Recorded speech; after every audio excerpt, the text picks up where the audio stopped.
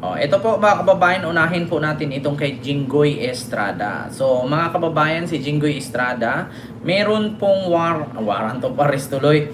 Meron pong hold departure order na. Nako, bawal or pinagbawalan na pong lumabas ng bansa si Senator Jinggoy Estrada. Nako po mga kababayan, mukhang mauubos po talaga.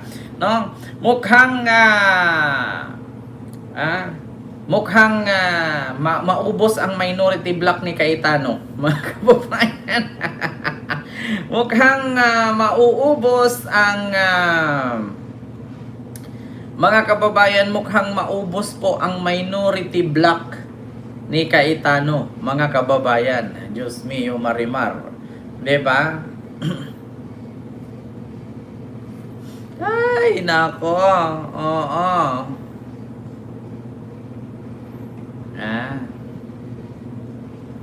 Mga kababayan, mauubos po yata ang minority block ni Cayetano dahil po sa sinasabi nilang maaaresto po. Mga kababayan, bawal lumabas, sabi ni Kim.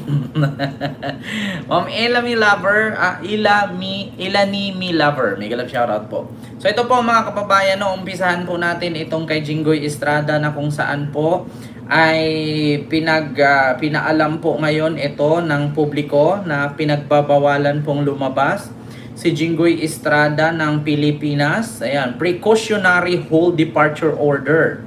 Ito po. Naglabas ng precautionary hold departure order laban kina Senador Jinggoy Estrada, dating DPWH Secretary Manuel Bonoan at tatlo pang dating opisyal ng DPWH. Para po ito sa mga reklamong inihaing laban sa kanila sa Department of Justice. Saksi si Joseph Moro. Sa utos ng Manila RTC Branch 52, naglabas ng precautionary hold departure order laban kina Senador Jinggoy Estrada at apat na dating opisyal ng DPWH. Sina dating Secretary Manuel Bonoan, dating Undersecretary Roberto Bernardo, dating DPWH NCR Regional Director Gerardo Valencia at dating DPWH Bulacan District Engineer Henry Alcantara. Para yan sa reklamong plunder, paglabag sa Anti-Graft and Corrupt Practices Act at direct bribery and receiving gifts to public officers na nasa preliminary investigation stage sa DOJ. Sa dokumento mula sa korte, may probable cause nila para maniwalang posibleng umalis sa bansa ang mga respondent para hindi maaresto at hindi mausig. Note that this does not mean that the pending cases for plunder before the DOJ have already been resolved. Kaya po siya precautionary hold departure order. Ibig po sabihin yan. So, yun po yun, mga kababayan. Continue natin mamaya. So, ibig sabihin po, mga kababayan, kaya po siya tinawag na precautionary hold departure order. Inilabas laban kay Estrada, Bunuan, Bernardo at Opolincia. No?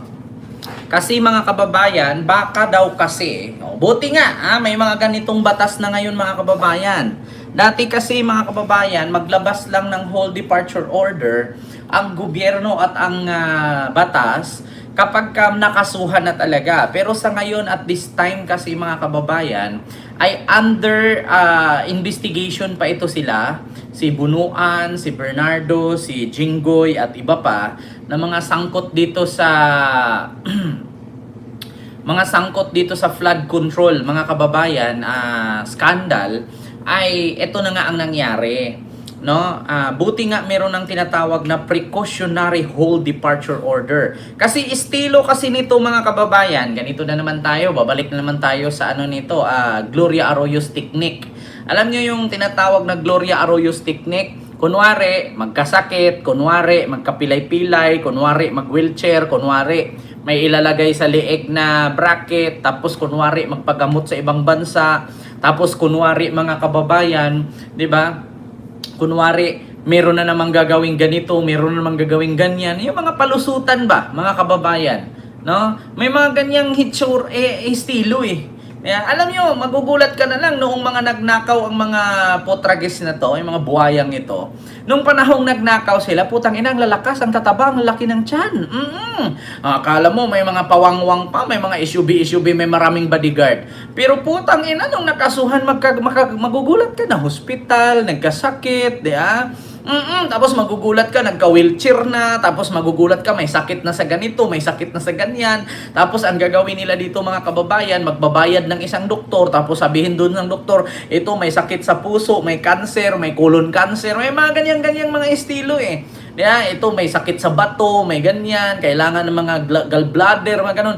Ganyan ang estilo nila mga kababayan. Tapos tayo, wala naman tayong karapatan ng kontrahin ng doktor kasi doktor nga naman yun. Kung ano man ang kanyang findings, yun talaga ang tawag dito, paniniwalaan ng tawag no ng batas. Malay ba natin kung si doktor ay nabigyan na, ito, Dok, 5 million, gawan mo ko ng sakit. Edi ko ako naman doktor putang ina, 5 million. Sige, may cancer ka sa bayag. Cancer sa bayag, naging 3 ang itlog mo. Punta ka Amerika, doon ka magpagamot kasi doon lang to Doon lang talaga may espesyalista magpatanggal ng bukol sa bayag. Yung isa naman, ito, Doc, gawin mo 10 million. Bakit? Gawan mo ko ng sakit. Kunwari, nabali ang buto ko sa batok. Kailangan mag-bracket ako dito. Tapos mag-wheelchair ako. Hanggat may kaso ako, hindi pwedeng tanggalin ang wheelchair. At saka yung bracket sa leeg. Diba? Ay, nako mga kababayan. At buti nga ngayon mga kababayan, may mga ganito ng batas na lumalabas na mga precautionary whole departure order. Kasi sa totoo lang mga kababayan, kung wala itong mga ganito, dati wala kang marinig na ganitong whole departure order. Kasi bakit? Wala namang nakakasuhan ng panahon ni Digong. Bakit mga kababayan, may narinig ba kayo nakasuhan ng panahon ni Digong? Si Digong mga iso nag-announce na itong DPWH, ang talagang racket nito, itong mga ghost project, mga substandard, kickbacks. Gabasa lang siya sa tabloid. Kasi imbis na tabloid ang panoorin at mag-focus doon sa issue, doon siya kasi sa bomba balita nagbabasa ng dyaryo Yung mga makikita mo mga malaking suso sa dyaryo, yun ang laging tinitigan ni Digong. Kaya nga medyo lumakas-lakas. Alam nyo, balibalita ko pa naman ngayon si Pulong daw natagpuan sa may purinarya sa Dahig. Hindi natin alam kung baka naghanap na ng sukatang kabaong or naghanap ng garapon, no? Alam nyo, sa totoo lang, yung katawan ni Digong na nanghihina ngayon, pakitaan nyo lang ng poke niya na brochure. Bumili kayo ng brochure sa Pornhub, ibigay nyo kay Digong, lalakas ang dugo niyan, putang ina. Poke lang ipakita mo dyan, mabuhayan ng dugo yan. Kunwari lang yan, ganyan-ganyan. Wala na kasing naaamoy. Bumili kay brochure, papiliin mo doon. Merong American size, Russian, African, Australian, Asian, Arabic size. Pakita mo, lalakas dugo. Mabubuhayan yan si PRRD. Rick PC, hello po. Ngayon kay Wilma, hello po sa iyo dyan, ma'am. Ngayon kay Ma'am Corazon, ngayon kay Tampino TV. Ayan, ngayon kay Ma'am Susan Brigara ng Amerika. May galab shoutout po. Diba? Kaya buti na lang mga kababayan, merong ganitong panukalang batas ngayon ng Department of Justice at ng Ombudsman or Sandigang Bayan na tinatawag nilang Precautionary Whole Departure Order. Kasi bakit mga kababayan, ang estilo kasi nito, sas ka, tignan ninyo si Libeste ngayon, patang ina, kita ninyo, bigong magbayad ng 24 billion, 2 buwan bakasyon 2 buwan. Potang ina. Magbabakasyon 2 buwan or lalayas at hindi na uuwi.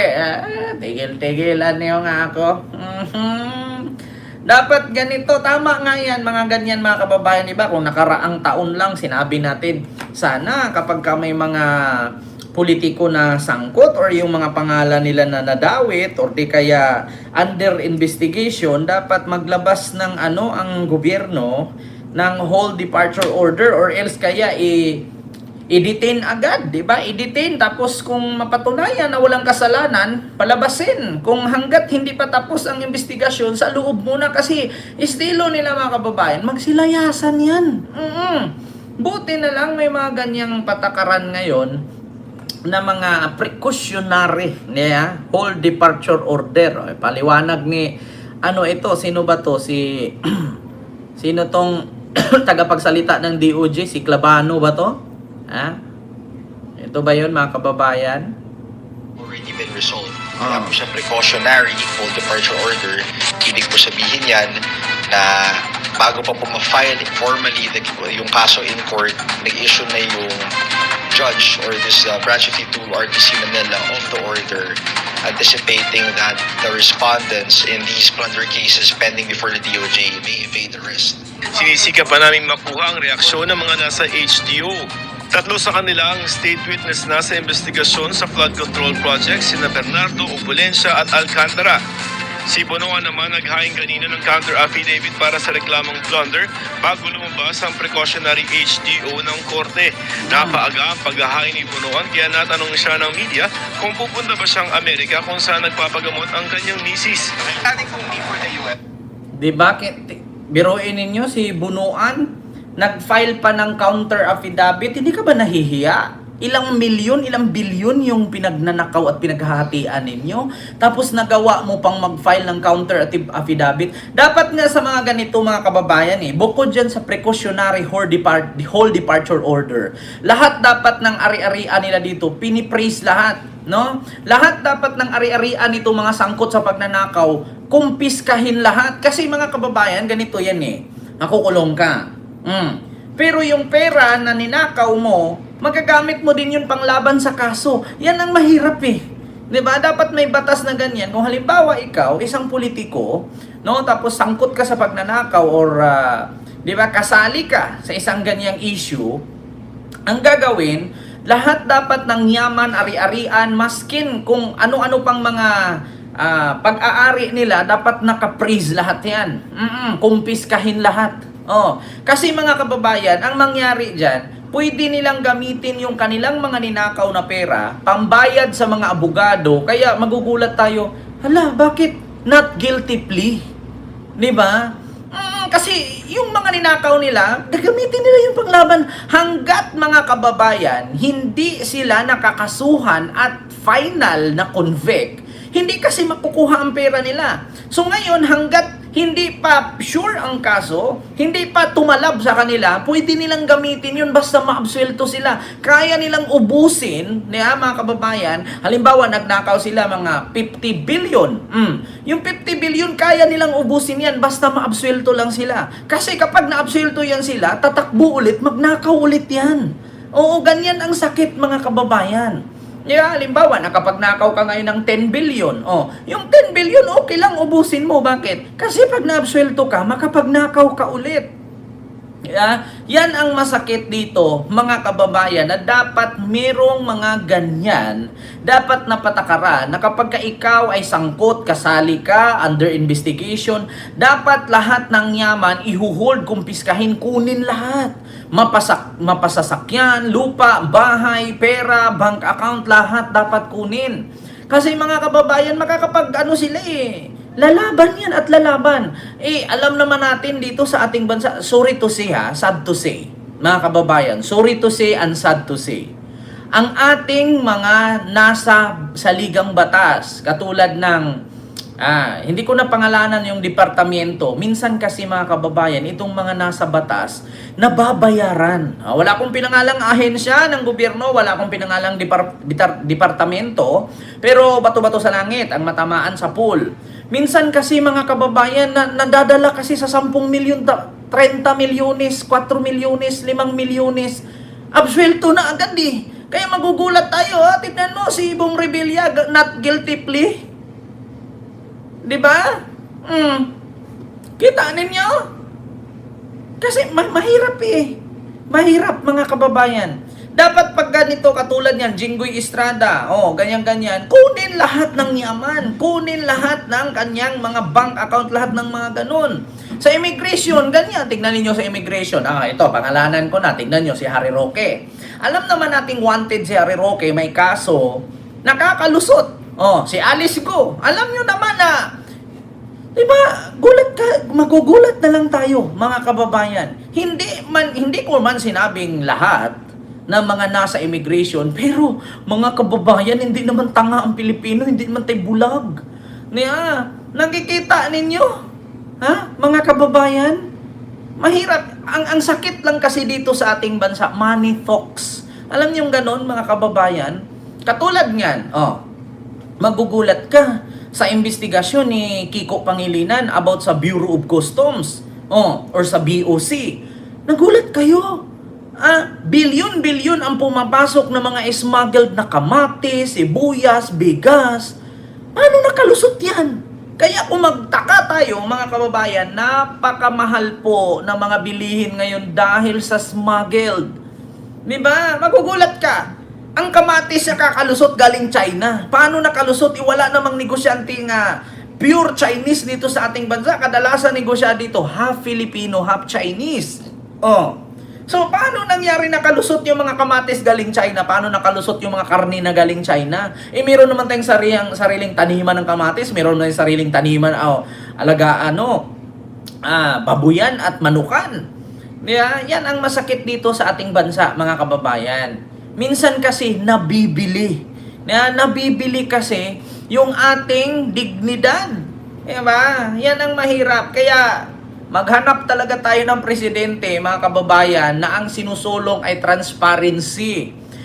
Tingnan nyo, si Cassandra Ong, nakakulong na sa koreksyonal sa Mandaluyong. Nagugulat tayo. Noong ichinik, nawala. Nagugulat tayo. Nawala. Bakit nakalaya? Nakakulong na, Nawala pa sa kulungan, putang ina. Taga Bureau of Correctional.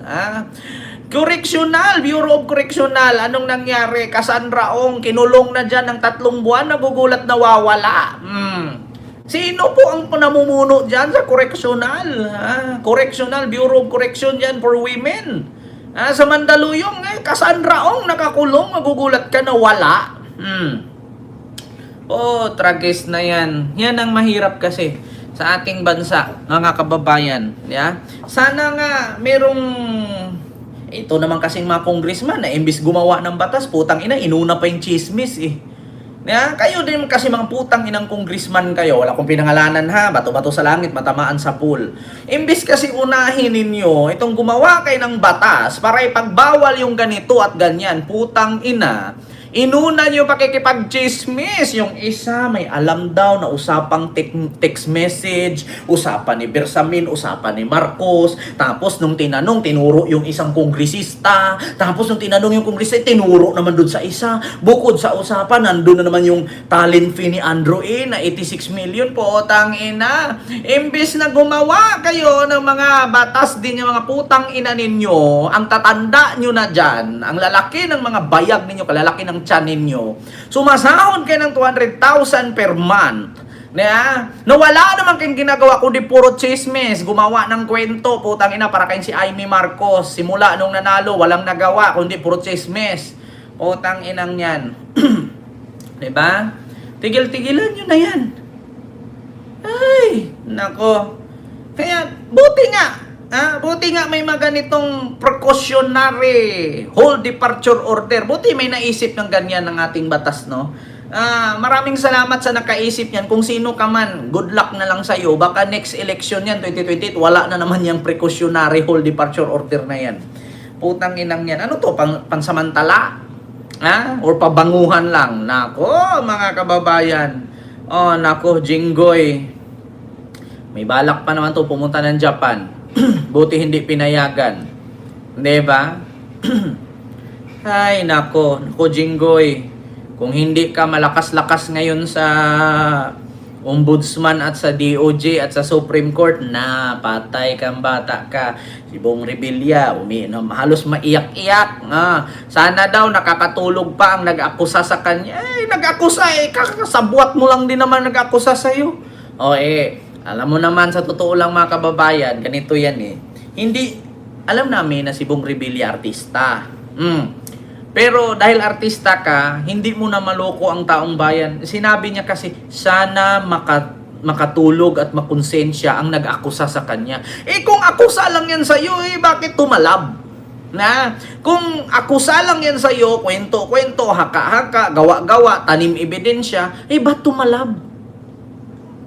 Diba? Ay, nako. Sabi ni Marian Kate Greda, baka Ken si Villanueva tatakas din. Hindi natin alam. No? Mga kababayan, wala namang ibang takbuhan yan Di, magsitakasan na sila hanggat may lupa pa, takbo. Ito ngang kay Digong ka, yung mga co-perpetrator ni Digong. Sabi nga ni Laila de Lima, parang paliit ng paliit yung mundo ninyo. Nako, magsitago na kayo. Ito advice ko sa mga wanted at mga may kaso ngayon ng politiko sa ating bansa. Huwag kayong magtago sa ibang bansa. Dito kayo sa Pilipinas magtago. Bakit? Sa Pilipinas, hanggat may pera ka, hindi kayo kakanta. Hanggat may pera ka, maaabsuelto ka. Pero pag sa ibang bansa ka, nakaregister yung passport mo, isang trace lang yan. Siyempre, doon sa passport, titignan yan Saan ka? Anong hotel ang tutulugan mo? Matitrace ka Dito sa Pilipinas, putang ina, 100,000 ka lang. Huwag kayong magsiingay. Wala na, hindi ka na isasabi. Si Bato nga, pagala-gala lang Ay nako, dito kayo sa Pilipinas, magtago. Kasi kung natakas kayo sa ibang bansa, mauubos yung pera ninyo. Magkano ang gastos Kung sa Hong Kong kalilipad, ang piso mo times 7. Kung sa China kalilipad, ang piso mo times 7. Mauubos yan. Kung sa Pilipinas ka, piso mo is piso. Pwede ka namang wag kang itong buong resort na to na nasa bundok rentahan ko to. Magrent ako ng maraming army. Yan mga mga sanggano. Sige, kalat nyo diyan. Walang makakahuli sa iyo, may pera ka 'Di ba? Pagpunta ka sa ibang bansa, gagastos ka, kakain ka, yung hotel mo. Putang ina, hindi ka man pwede ilibre doon. Tapos pag i-search ka ngayon ng immigration, malaman kung saan ka. Huli ka agad. 'Di ba? Sa China, mura ang hotel and foods. Nako, kahit sabihin natin, Ma'am Rose Agkang, na mura ang hotel at pagkain, mauubos yung pera nila. Dito sa Pilipinas, pwede kang kompadre, pautangin mo ko. Mare, panyero, pautangin mo ko, naubusan ako dito. Parang si Kulaong lang ba? Bernard Chong, si Manny Pacquiao, may utang sa akin $30 million yan. Buti na lang, mga kababayan, merong tinatawag na precautionary hold departure order. Kung wala, nga tayo, mga kababayan. Diba? So yun po yun mga kababayan. Dito tayo. Magtago sila sa Davao. Sabi ni Densoy Sacote. Tama, pwede naman sa Ma'am Agnes, hello po. Pwede naman sila sa Davao magtago kasi bakit? May sariling batas ang Davao. Hindi sumusunod ang Davao ng batas ng Pilipinas. Sumusunod sila sa batas ng China. Biruin nyo, si Busita nga, pinagalitan yung mga gumamit ng Rappler dun sa Davao. Alam nyo, nung nagalit si Busita, nagalit si Pulong. Bakit daw pinagalitan? Hindi naman daw siya ibinuto ng taong mga taga Davao. Hindi naman siya daw hinalal doon. Bakit doon siya naghasik? Kita mo yan. May sariling batas nga ang Davao. Doon kayo sa Davao magtago. Malay natin, 'di ba? So, 'yun.